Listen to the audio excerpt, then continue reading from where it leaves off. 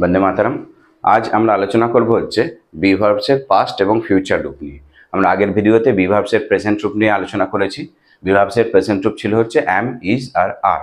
এবার B verbs past এবং future কি সেটা নিয়ে আমাদের আলোচনা। দেখো আমি এখানে বলে দিয়েছি, দেখো বি ভার্বস, ঠিক আছে। বি ভার্বস পাস্ট টেন্সের বি ভার্বস মানে হচ্ছে ওয়াজ এবং ওয়্যার। পাস্ট টেন্সের বি ভার্বস হচ্ছে ওয়াজ এবং ওয়্যার, যার মানে হচ্ছে ছিল, ঠিক আছে।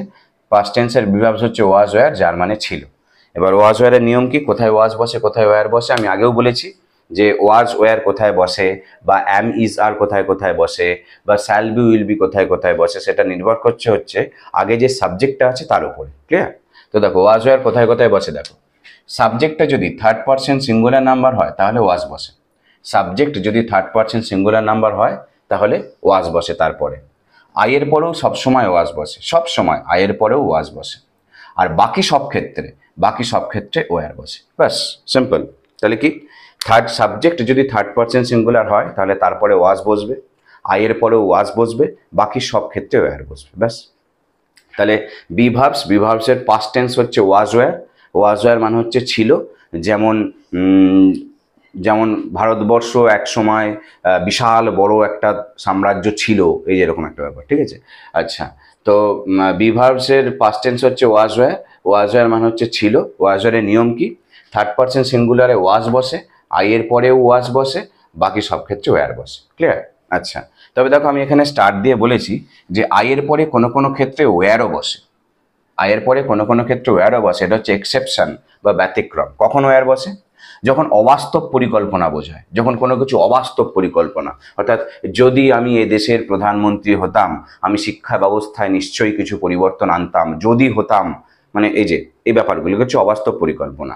তো অবাস্তব পরিকল্পনা যদি হয় তাহলে আয়ের পরে ওয়্যার হয়। যেমন দেখো নিচে আমি একটা সেন্টেন্স দিয়েছি যে if I dash a famous YouTuber I dash give free teaching to some intelligent poor students. অর্থাৎ যদি আমি একজন বিখ্যাত ইউটিউবার হতাম তাহলে আমি অবশ্যই ফ্রি টিচিং দিতাম কিছু গরিব ইন্টেলিজেন্ট মানে গরিব বুদ্ধিমান ছাত্রছাত্রীদের, ঠিক আছে। তো দেখো আমি তো ফেমাস ইউটিউবার এখন হয়নি, ভবিষ্যতে হব, হয়তো হব। তো এটা হচ্ছে অবাস্তব পরিকল্পনা, এখন বর্তমানে আজকের দিনে দাঁড়িয়ে এটা অবাস্তব পরিকল্পনা।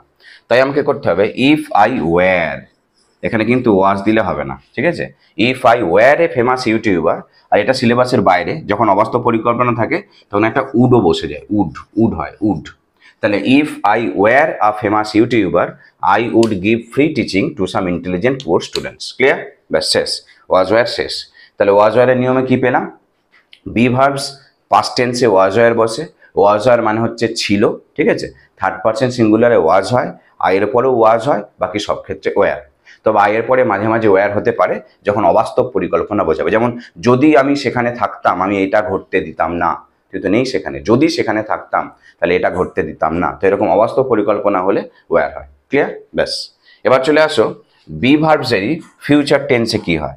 বি ভার্বসের ফিউচার টেন্সে হয় হচ্ছে শ্যাল বি আর উইল বি, যার মানে হচ্ছে হবে। বি ভার্বসের ফিউচার টেন্স হচ্ছে শ্যাল বি উইল বি, যার মানে হচ্ছে হবে। যেমন ভারতবর্ষ একদিন আরো বেশি সমৃদ্ধশালী হবে, এই যে ফিউচারে কোনো কিছু হবে, সেটা হচ্ছে শ্যাল বি আর উইল বি। এবার শ্যাল বি আর will be, shall have, will have, shall will সবেরই এক নিয়ম। শ্যাল উইল রিলেটেড সব কিছুরই এক নিয়ম।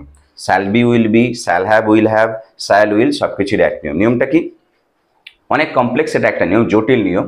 তবে মেনলি নিয়মটা কি? মেনলি নিয়ম হচ্ছে ফার্স্ট পার্সনের শ্যাল হয়। ফার্স্ট পার্সন মানে হচ্ছে আই আর উই, এতে শ্যাল হবে। আর রেস্ট অফ অল, বাকি সব ক্ষেত্রে উইল হয়। এটা হচ্ছে সহজ সবটা একটা নিয়ম। এটা অনেক কমপ্লেক্সিটি আছে এই নিয়মটার মধ্যে। যেমন তুমি ফার্স্ট পার্সনে উইল বসাতে পারো। ক্লিয়ার?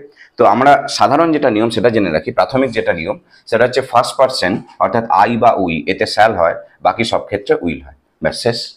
ক্লিয়ার? আচ্ছা, তাহলে আরেকবার বলি, আমি আগের ক্লাসে যাই। আগের ক্লাস যেটা করিয়েছিলাম সেটা হচ্ছে অ্যামিজারের নিয়ম হচ্ছে সাবজেক্টটা যদি থার্ড পারসন সিঙ্গুলার হয় তারপরে ইজ বসে, আইয়ের পরে অ্যাম বসে, বাকি সব ক্ষেত্রে আর বসে। এটা প্রেজেন্ট টেন্সের ক্ষেত্রে। ওয়াজ ওয়ারের নিয়ম, আজকের বোর্ডে ওয়াজ ওয়ারের নিয়ম হচ্ছে সাবজেক্টটা যদি থার্ড পারসন সিঙ্গুলার হয় তাহলে ওয়াজ বসে, আয়ের পরেও ওয়াজ বসে, বাকি সব ক্ষেত্রে ওয়্যার বসে। এটা হচ্ছে পাস্টের নিয়ম। তবে হ্যাঁ, আয়ের পরে ওয়্যারও বসতে পারে যদি অবাস্তব পরিকল্পনা বোঝায় তো। ক্লিয়ার? আচ্ছা, আর বি ভার্বসেরই ফিউচার টেন্সে বসে হচ্ছে shall be will be. Shall be will B নিয়ম হচ্ছে ফার্স্ট পার্সনের শ্যাল মানে শ্যাল বি, বাকি সবেতে উইল বি। ব্যাস, ক্লিয়ার?